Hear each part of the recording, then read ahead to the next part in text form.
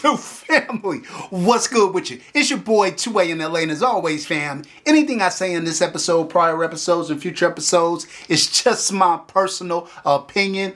Don't take it as fact.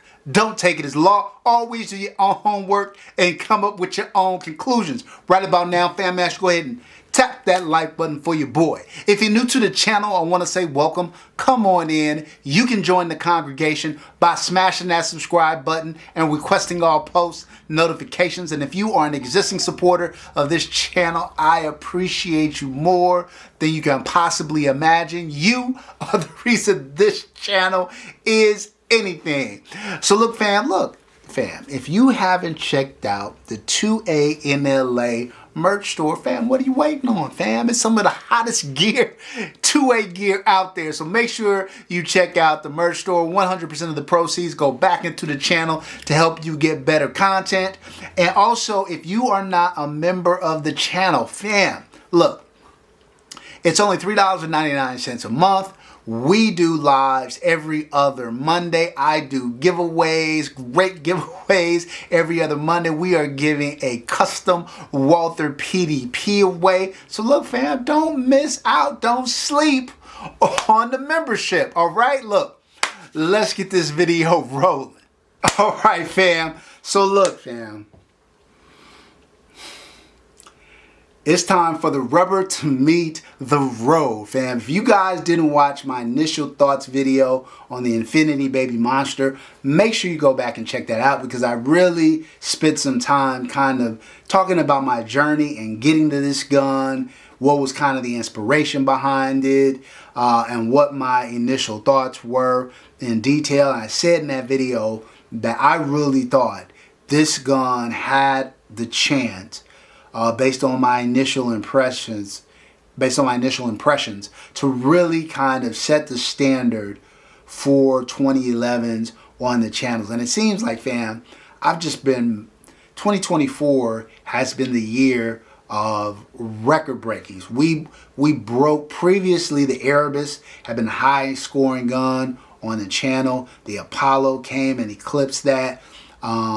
Not that it was a better shooter than the Erebus, but just all around pistol had more utility, less expensive, etc. So it edged out the Erebus by a point. And no sooner had it had its seat at the leaderboard, here comes the Venom Customs quad port, knocking it off the top. And the quad port had about 30 seconds in the seat before the Hayes Customs came and knocked it off the top spot, having very, very similar shootability and manufacturing standards and all that at a more affordable, slightly more affordable price point. And I said, look, fam, the detailing in the Baby Monster, and while we're talking about it, why don't I just pull it out and let you guys see it, fam?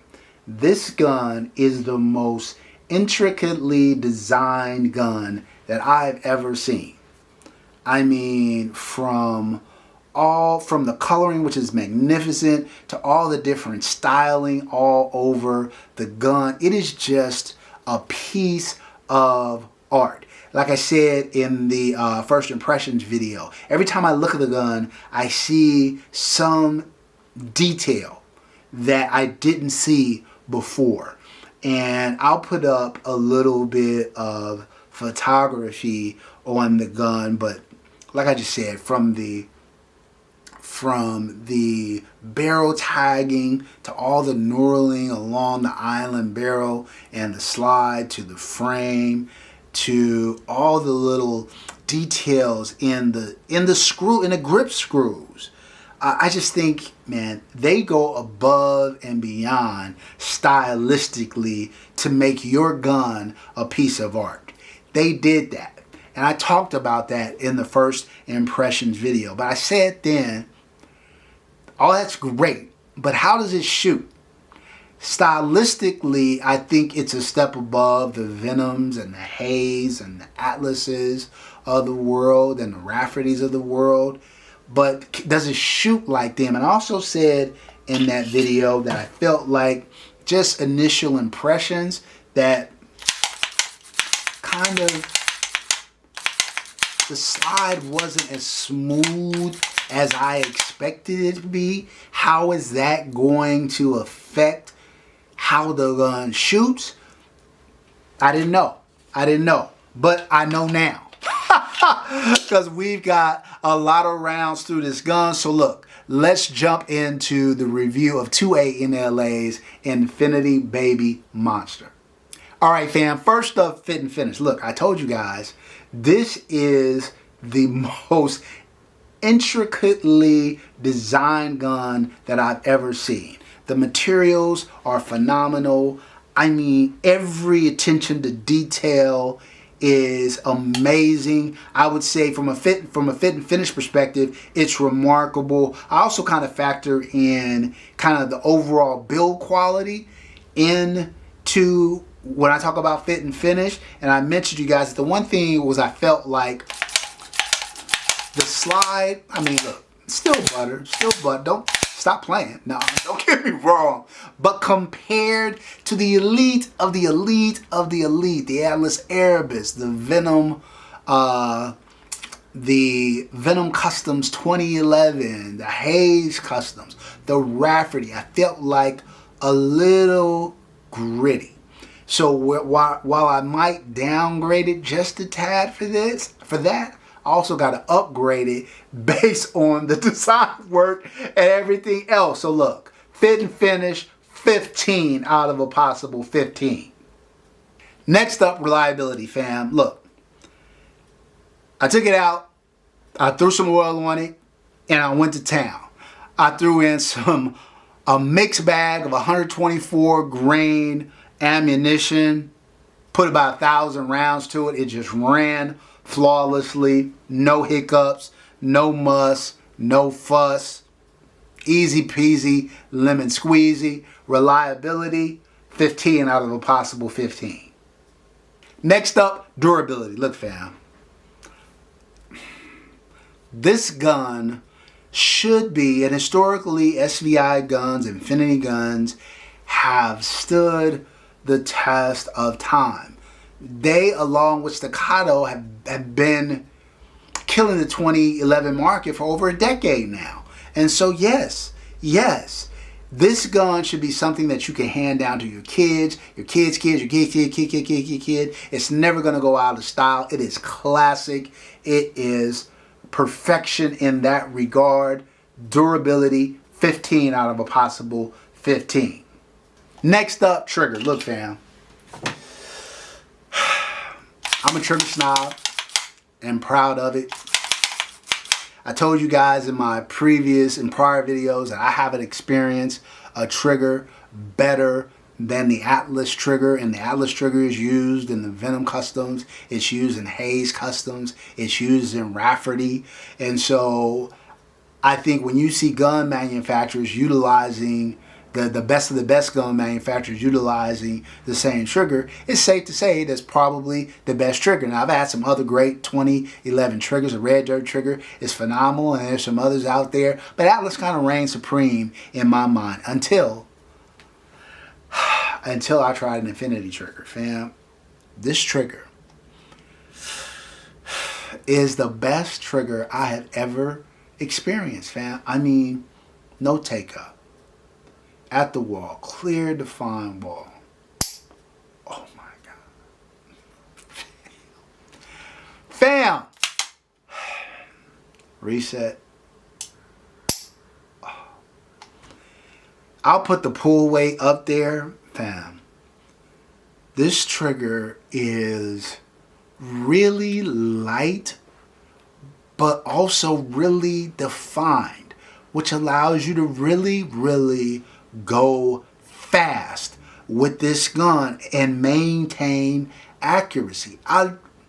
Fam, this trigger is phenomenal. I've given every Atlas trigger 15 out of 15, but this is better. So trigger fam, for the first time in the history of this channel, 16 out of a possible 15. You heard me.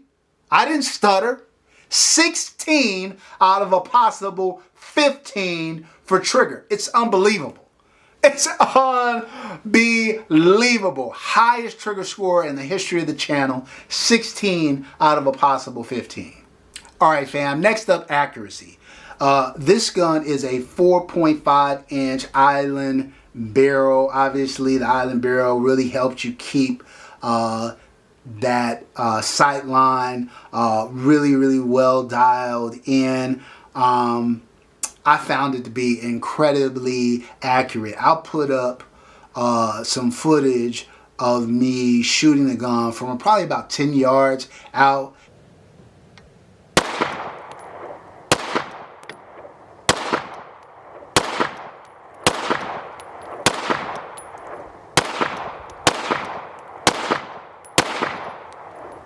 You can see groupings are incredibly tight.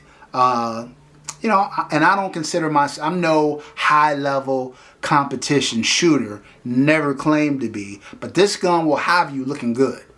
This gun, if you got a decent grip, this gun will have you looking good. And you know what's really amazing about the accuracy of this gun? I mentioned the island barrel, but this gun is not ported. This gun is not ported. And if you recall, when I got my Venom at first, it wasn't ported as well. And the gun was phenomenal. I want to say that gun initially scored like a 93 or something like that out of 100 unported. And then when I ported it, it jumped up another point or two. And when it wasn't ported, I said, if this gun were ported, it could be maybe the highest score on the channel. And then along comes the quad port, and for a period of time, that was the highest scoring gun on the channel. This gun unported, I felt like it had a distinct disadvantage over the peers that were kind of reigning supreme at the top of my collection relative to the Hayes Customs, which is tri-ported, as a tri-ported island barrel. The Venom Customs, which is now tri-ported. The quad port from Venom, which is also has 4 ports. And the Erebus, which has that big Hawking comp. So I thought this gun being unported was going to have a distinct disadvantage in terms of how soft it felt, how accurate it was, the combination of how well balanced this gun is with this amazing trigger and the sight line, that 4.5 inch barrel. When I shot it, and that's the other thing, guys, I mentioned how I thought that the slide was a little bit gritty. I don't know if it's the magic, the voodoo that Infinity do, but when I shot it, oh my God, fam, it felt like the gun was just on rollers. It was so smooth back and forth. I was like, what happened to the grit? Where did that little bit of grit go? Maybe it's there because it needs to be. Because when I shot it, I didn't feel any grit. It was crazy flat, crazy smooth. All that to say, accuracy, fam, 10 out of a possible 10. All right, fam, next up, ergonomics. How does the gun feel in the hand, fam? A lot of my really high-end guns use the Atlas grip module. Obviously, Atlas uses it. Rafferty uses it. Venom uses it. Hayes uses a different grip. But a lot of Atlas grips. This is SVI's Infinity's grip, fam. It feels amazing.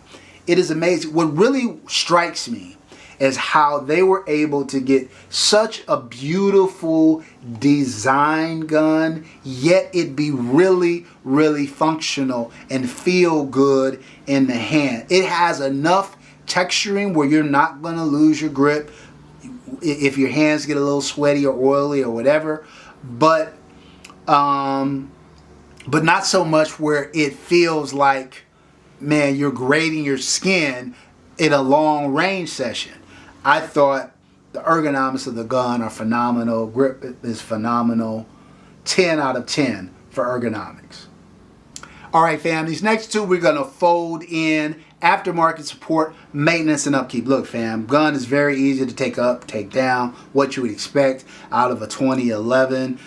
Tons of aftermarket support. But I'm telling you, fam, when you start getting into the Atlases of the world, the Venoms of the world, the Hayes of the world, the Rafferty of the world, the Infinity of the...